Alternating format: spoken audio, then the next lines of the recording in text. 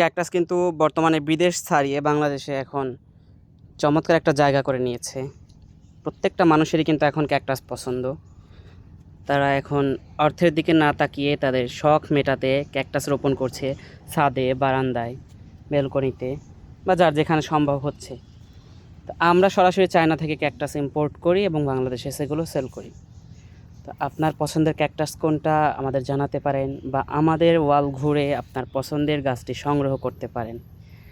এগুলো হচ্ছে moon cactus, যেটাতে সুন্দর গোলাপি কালার ফুল হয়। এই গাছটা কিন্তু দেখতে এমনিতেই সুন্দর। আর এগুলো ভেরিগেটেড বা কালারিং জিমনো।